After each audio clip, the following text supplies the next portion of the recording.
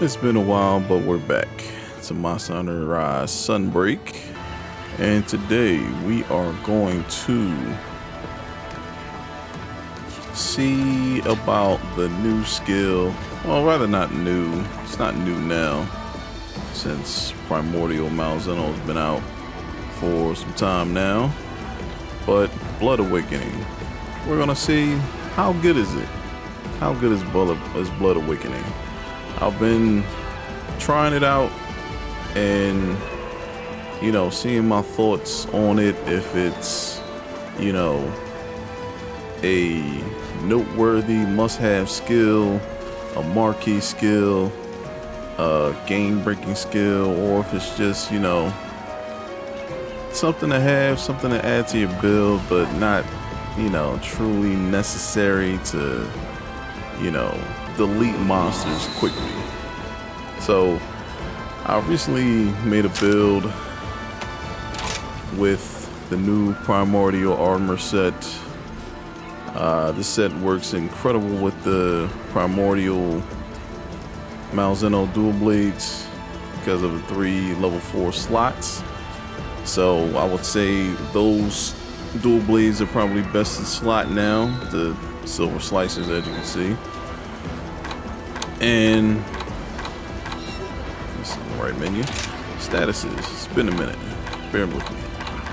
So we have Blood Right and Blood Awakening in the set, and we'll go over right now. Gradually bolsters your attacks for a certain period of time, depending on how much health you regain when landing attacks. So this skill is all based on your health recovery. So this is probably essential that you'll have to run Blood Right with this set, and also a health draining skill like Bloodlust or what's the other one? Dereliction. Those 2 skills will give you the health drain needed to start using Blood Awakening more frequently without having to get hit or taking a big hit in order to get the big buffs. It's come to my attention that the buffs activate at 50 health recovered and 150 health recovered. So essentially that's like a full bar, like a full, you know, full health bar with what are those guys called? Spirit birds. Full spirit bird health recovery plus, you know, all of that. So to get the most out of this skill, you're gonna have to heal up a lot. So if you don't take hits a lot, you'll need a skill that'll drain your health so you can recover health and get the buff. So that's why I have Bloodlust here to help with that. Dereliction is kind of hard to get. I think it's not, if I'm not mistaken, it's not in the skill pool when you use curio crafting. So when you roll for skills, Dereliction won't pop up. I think I had it come up once when I rolled for arm pieces, but that was like the only time I've ever seen it. If it's in there, it's extremely rare, but somebody mentioned to me that it's not in the pool. In order to get Dereliction, you will have to get a roll from Talisman Melding. So, you know, I do have some talismans with Dereliction on it, but it's all been level 1. I'd say the best bet for you to get Dereliction, because I do like Dereliction over Bloodlust in this case, because it's constant, and you know, you'll keep getting the Blood Awakening buff if you have something that's constant. So dereliction is constant. It never ends until you either cart or beat the quest. So dereliction is probably the best health draining skill out of the two. Bloodlust is a little safer because after you fill the meter up, you'll gain health back, which is also nice with Blood Awakening, because that'll give you, if you have a long bar of red, it'll recover that red, and that'll also count towards Blood Awakening, so to speak. It's been a minute, so bear with me. I've been playing Diablo 4 for past couple weeks, just to get a nice little change up. I was anticipating that. That's not it. Oh, there we go. I was anticipating that game. I am enjoying it. I am highly enjoying it, and good lord, I am rusty. And I definitely would recommend it. May tranquil days return to us shortly. I'll go for a nice little Raytheon quest. Since we're using dragon weapons, it's more just a demonstration, so we don't need to. I thought I was going to actually do a Matsu. Honestly, I was honestly going to do a Matsu, and as the demonstration, but I'm just lazy right now. So now there was some discussion that we may get a surprise black dragon. Some of people I talk to in Discord feel that there is a black dragon on the horizon, kind of like Fatalism World, where they just dropped it on us and nobody expected it.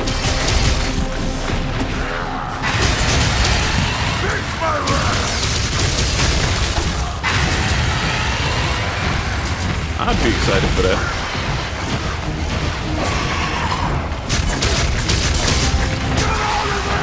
Kind of rust.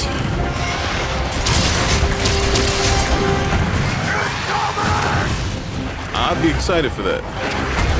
Not that though. Alright, so got Dragon version active. And Ian's down. As you see, Blood Awakening got a 50-point buff.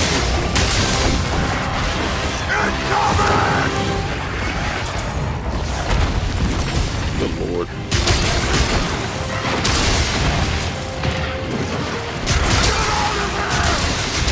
That was a 414. That was a good chunky hit.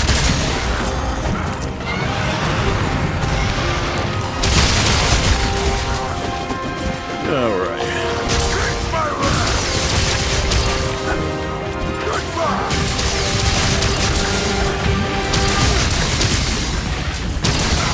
Probably should have did a Matsu, to be honest. Just because Matsu would probably hit us harder. But rusty, so. See, apparently I shouldn't even did that hit.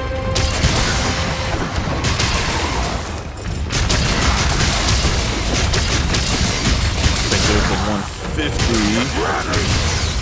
We won't get it because now we're mounting. So let's bring her over here because I don't like that area. Because let's just kill.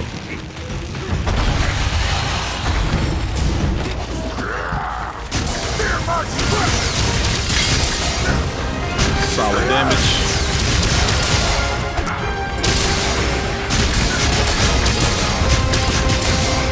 Little wing arm got clipped off. She wasn't even aware of it. Kind of taking it up the butt.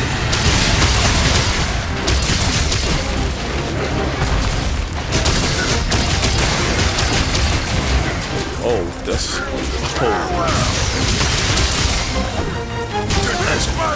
juicy damage. Aye. What?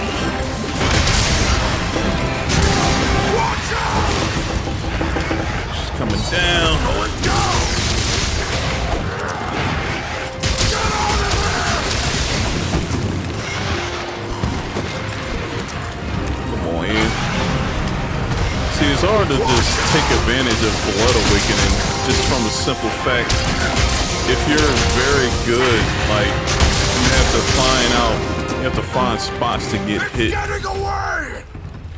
have to find spots to get hit and just take advantage of it. And Blasted weapon getting dull. with all the stuff that goes on, it's hard to take advantage of the buff. You see, I got the Blood Awakening buff at the time I got it. And the mount came up. I was on mount. I was on a mount punisher. So that just ate the buff right there.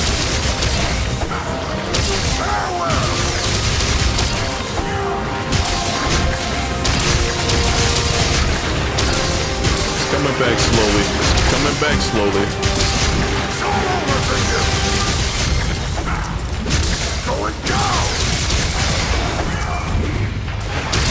And that's why, you know, kind of just put the coalescence buff on it, so we'll have a buff even if we don't get the Blood Awakening buff. There it is right there again. So as you can see, with a health draining skill, we do get the buff at times. It's not enough. I feel it's not enough to be as effective as it could be. Cause I'm with like having a buff when you recover health. Like that's, you know, that's pretty good. But it's, you know, kind of sometimey. It's kind of sometimey, and if you're good at the game, it probably won't really benefit you like that, you know. But you know, it's a buff. At the end of the day, it's a buff. So, you know, can't get mad about a buff. But it's just like, do you really need it? You don't really need it, but it's nice to have. It's not like Heaven Sent is amazing. Heaven Sent is just amazing. For all the things that it can do in one skill, that skill is busted, you know. But Blood Awakening is more so. I never fail. Blood Awakening is more so just if you just want to send your damage over the top. You know, if you just want to be a min-maxer, you know. You just like, hey, you know, I got all this damage. Let me try to get some more damage, you know, when I recover health. But it's not. It doesn't stand out like a Dragon Conversion or Strife or, you know, something like that. It just does. It doesn't really stand out like you would think it would, you know. And I think it's only probably about 30. Is it 30 seconds? I'm not even sure if it's 30 seconds. It might be 30 seconds. But still, like, in that 30 seconds, it's just not consistent enough for me. It's good to have, don't get me wrong. So I landed a 414 on a startup a Demon Flight, so it does show up, you know, and you'll see it. But it's like, it's not a constant, you know what I mean? But if you combo it with Dereliction, I think you'll get more. As you can see, I have Bloodlust level 1. It probably would shine. It would probably be even more noticeable with Bloodlust level 3. But, you know, my thoughts on it, it's good. It's not overpowered at all. There's balance to it, and it's a buff. It's a nice attack buff that you don't really have to set up or anything. It just happens as you recover health. I'm not sure if it happens when you drink like a potion or something like that, but it's not a like a it's not a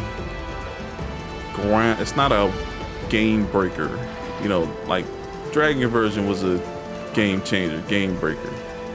You know, Heaven Sent, game breaker. Blood Right itself, you know, game breaker, game changer. But this one is kind of just, you know, it's nice to have. It's, you know, it's just like, you don't need it, but it's a nice skill to have. But you have to run Blood Right with it to have any usage out of it, any real usage. So that's not a bad thing, really, because, you know, health recovery while you're fighting a monster, basically, you know, kind of like immortal at that point. You don't really have to worry about anything. You can be more reckless. So, and you being reckless, you'll get a buff. So, but that's it for me, my review of Blood Awakening.